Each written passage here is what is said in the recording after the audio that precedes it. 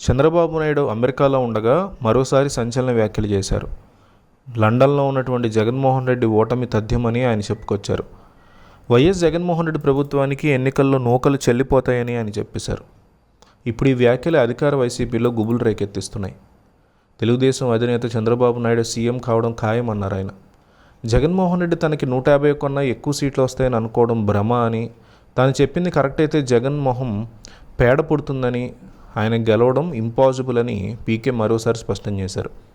కాగా 2019 ఎన్నికల్లో YCP 151 assembly స్థానాలను గెలుచుకుని చరిత్ర సృష్టించింది. దీంతో ఆ పార్టీ అధినేత జగన్ అధికార పీఠాన్ని అధిష్ఠించారు.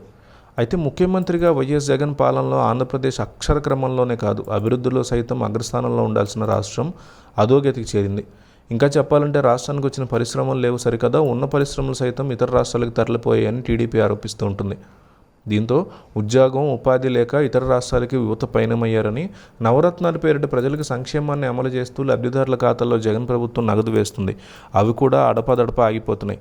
ఇక రాష్ట్రంలో ఖజానా పూర్తిగా నిండుకుంది. దీంతో అప్పుల కోసం ప్రతి నెలా కేంద్రం నుంచి జగన్ సర్కార్ చేయి చాచాల్సిన పరిస్థితి ఏర్పడింది. మరోవైపు రాష్ట్రంలో నెలకొన్నటువంటి తాజా పరిస్థితుల మీద ప్రజలకు స్పష్టమైన అవగాహన వచ్చింది.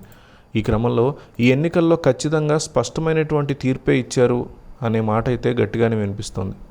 దీని మీద వైసీపీ ప్రజలు ఏమనుకుంటున్నారు, టీడీపీ ప్రజలు ఏమనుకుంటున్నారు పక్కన పెడితే, అమెరికా వెళ్ళినటువంటి చంద్రబాబు నాయుడు చాలా స్ట్రాంగ్గా ప్రశాంత్ కిషోర్ యొక్క మాటలు నమ్ముతున్నారని తెలుస్తుంది.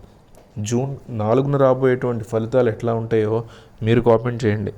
చంద్రబాబు ఈ సీఎం లేదా జగన్ ఈ సీఎం అని ప్రజలు ఏమనుకుంటున్నారనేది ఈ ఒక్క దెబ్బతో తేలిపోవాలి. కాబట్టి కంపల్సరీ కామెంట్ చేయండి.